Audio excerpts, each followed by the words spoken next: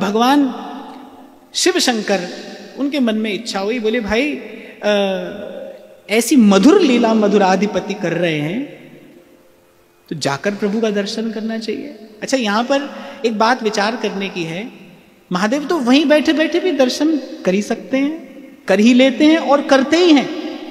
वो कर सकते भी हैं, करते भी हैं। पर महादेव ने कहा नहीं भाई, ब्रज भूमि में जाकर कन्हैया का दर्शन करना चाहिए, उस ब्रज रज को जाकर अपने अपने मस्तक से लगाना चाहिए। जिह्वा से प्रभु के नाम का कीर्तन होना चाहिए, हाथ से प्रभु की सेवा होनी चाहिए। आपको कोई ऐसी सुविधा मिल भी जाए कि बैठे बैठे सब काम हो रहा है, पर वो सुविधा लेना नहीं, कि तन लगे सेवा में। कथा की बात आए, सत्संग की बात आए, तो आज विज्ञान ने बड़ी सुंदर व्यवस्था कर दी। बैठे बैठे बस टच स्क्रीन है, आज तो बटन भी दबाना नहीं है, छुओ और देखो। पर फिर भी मैं कहता हूं जाइए सत्संग में, चल कर जाइए। ये तन जो है ये सेवा में लगे, प्रकट सेवा में लगे। जिह्वा से प्रभु के नाम का कीर्तन हो, हाथ से संत भगवंत की सेवा हो, अपने अपने साधन से अतिथि अभ्यागत की सेवा करिए, गौ ब्राह्मण की सेवा करिए। ये जो भी जीवन में है ये सब किसी ना किसी प्रकार प्रकट प्रत्यक्ष निवेदन किया जाए। मैं तो इस बात का चिंतन करता हूं कि महादेव चाहते तो वही कैलाश पर बैठे बैठे दर्शन करते ही रहते, कर ही रहे थे। प्रभु ने नहीं भाई, चल कर जाएंगे, प्रभु के चरण धूलि अपने मस्तक पर धारण करेंगे। अच्छा, मैया ने व्रत ले लिया है कि भैया मैं तो अब कन्हैया को गोद से उतारूंगी नहीं और किसी के हाथ में तो बिल्कुल भी नहीं दूंगी।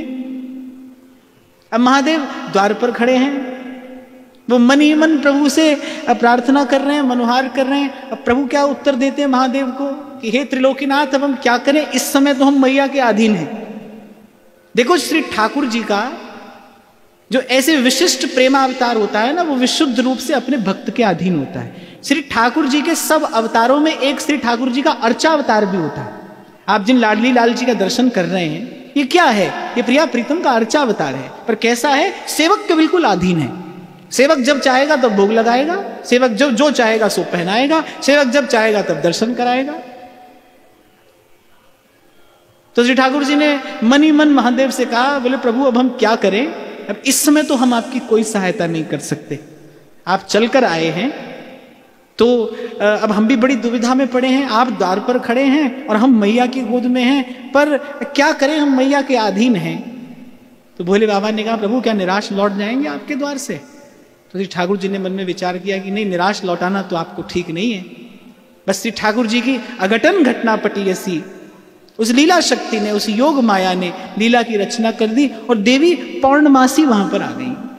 उन्होंने मैया यशोदा को मनाया कि अरे ये योगी कैलाश से आया है, ये एक बार तेरे लाला के मस्तक पर अपना हाथ रख देगा तो तेरे लाला का सदा मंगल ही मंगल होगा, इसका कल्याण हो जाएगा, ये यशस्वी होगा, इसकी कीर्ति 10 दिशाओं में नर्तन करेगी। मैं इन्हें जानती हूं, मैं इन्हें पहचानती हूं। पर मैया का वात्सल्य ऐसा है, देवी पौर्णमासी की कोई बात मैया नहीं टालती। पर आज मैया का हृदय सब कुछ आ रहा है कि कैसे कन्हैया को, इतने अनिष्ट उत्पात हो रहे हैं, कैसे कन्हैया को इस जटाजूटधारी बाबा की गोद में दे दूं। और वहां भक्त भी द्वार पर हट में खड़ा है और वहां श्री ठाकुर जी मनी मन विचार करें, बोले भाई भोलेनाथ को भी ऐसे नहीं लौटाया जा सकता और यहां हमारी मैया है। तो फिर खैर देवी पूर्णमासी ने मनाया मैया को, पर मैया ने कहा एक शर्त है, एक शर्त है, दर्शन मेरी गोद में ही करने होंगे। मैं बाबा के हाथ में, मैं इस जोगी बाबा के हाथ में अपना कन्हैया नहीं दूंगी, मेरी गोद से ही दर्शन करने होंगे। और वहां भोले बाबा द्वार पर खड़े खड़े, एक जोगी खड़ा है तेरे द्वार, दिखा दे मुख लाल का।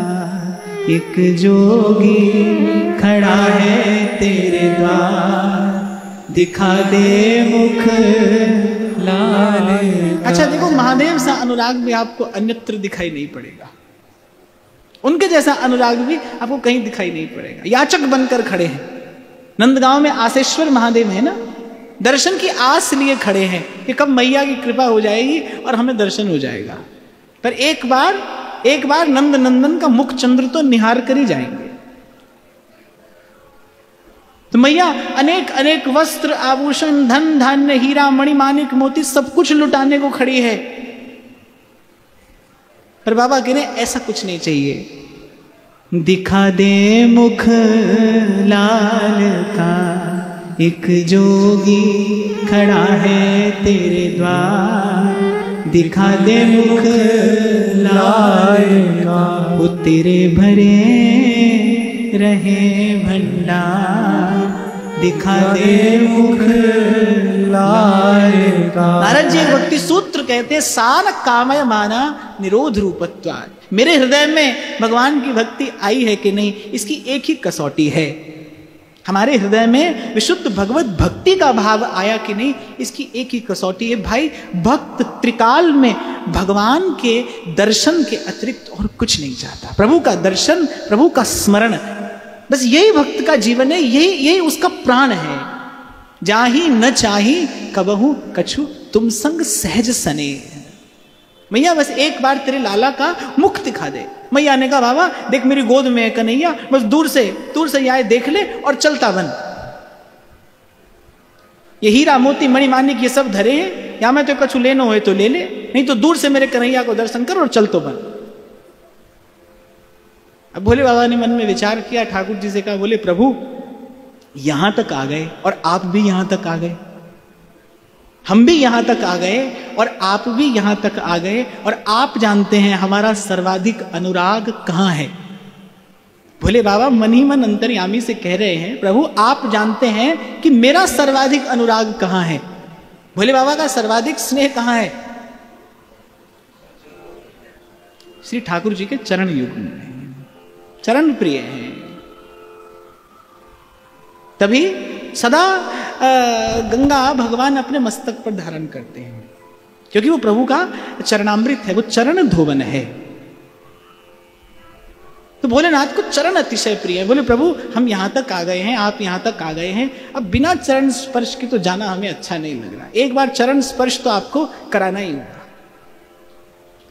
अब मैया तो कन्हैया को दे नहीं रही, तो देवी पौर्णमासी आगे बढ़ी, ले लिए मैया के हाथ से कन्हैया।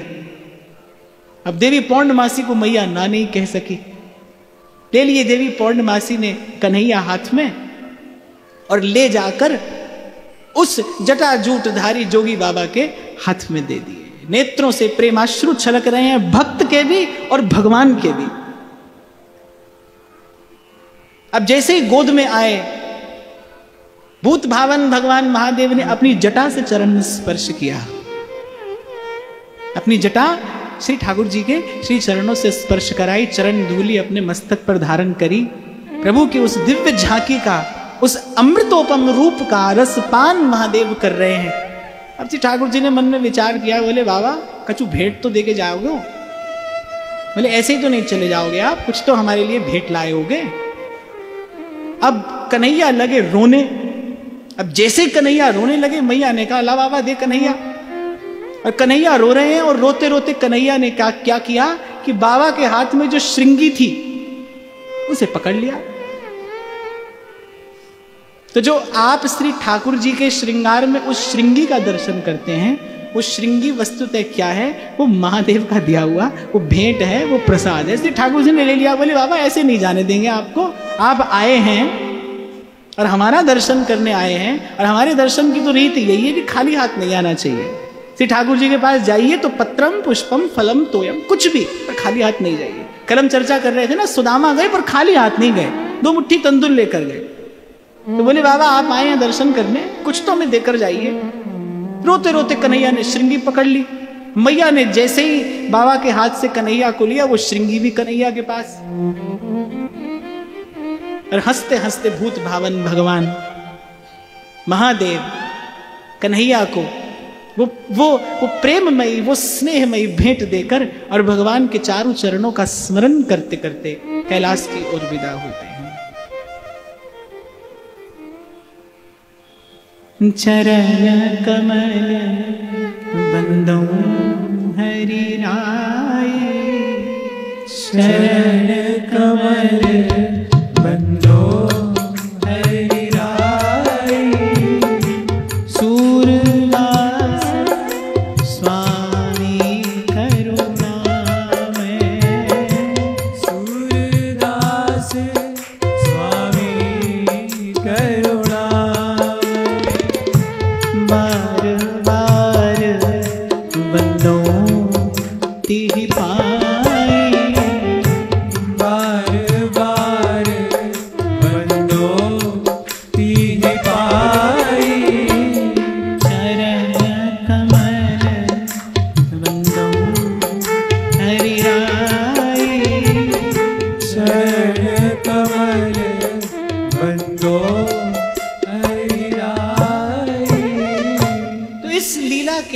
माध्यम से श्री ठाकुर जी ने इस सिद्धांत की प्रतिष्ठा की कि भाई बुद्धि की जड़ता कैसे दूर होगी, हमारे चरण स्पर्श से।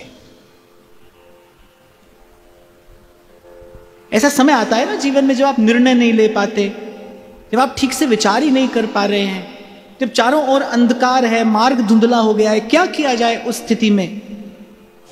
जब धुंध सी हो जाती है चारों ओर, मार्ग नहीं सूझता, क्या किया जाए? तो श्री ठाकुर जी संकेत करते हैं इस लीला के माध्यम से कि श्री ठाकुर जी के जो चरणारविंद का ध्यान है, उसमें भी जो चरण का अंगुष्ठ है, श्री चरण के अंगुष्ठ की उस नख चंद्रिका के ध्यान मात्र से और अंतर का सारा अंधकार दूर होता है, बुद्धि की जड़ता समाप्त होती है, बुद्धि उस चेतन तत्व को समझने के, धारण करने के योग्य बनती है। ऐसा ही संकेत महाप्रभु सुधानिधि में देते हैं। यस्याः प्रेम घनाकृते पदनख ज्योत्सना भरस्नापित स्वांता नाम समुदेति कापि सरसा भक्ति चमत्कारिणी। पहले श्री जी अपने निज जनों के हृदय में अपने चरणारविंद की स्थापना करती हैं, फिर अपने चरणों की, श्री चरणों की नखचंद्र चंद्रिका से उनके हृदय को स्नान कराती हैं, हृदय को निर्मल करती हैं। श्री जी की नख चंद्र चंद्रिका से स्नात हृदय ही श्री जी के चरणारविंद के भजन रस के योग्य बनता है। हमारी बुद्धि की जड़ता दूर कैसे हो? कितना सुनते हैं लेकिन नहीं लगता है भजन में मन, नहीं हम वैसा प्रयास करते, नहीं हमारी चेष्टा भजन के लिए होती। इसका कारण क्या है? क्योंकि बुद्धि जड़ है। जड़ संसार का, जड़ विषय का चिंतन, सेवन, भजन करते करते जड़ हो गई बुद्धि। कीट भृंग न्याय होता है ना, ऐसी जड़ संसार का चिंतन करते करते जड़ बुद्धि हो गई। देखा संसार, छुआ संसार, कहा संसार, सुना संसार, विचारा संसार, जड़ता ही जड़ता, तो बुद्धि जड़ हो गई। अब ये जड़ता दूर कैसे हो? तो चरण कमल वंदो हरिराई। ये जो हमारी हृदय की असमर्थता है ना भजन के लिए, हमारा हृदय भजन के लिए असमर्थ है, वो सामर्थ्य कहां से आए? वही सूरदास कहते हैं, जाकी कृपा पंगु गिरि लंघै, जाकी कृपा पंगु गिरि लंघै, रंक चले सिर छत्र धराई।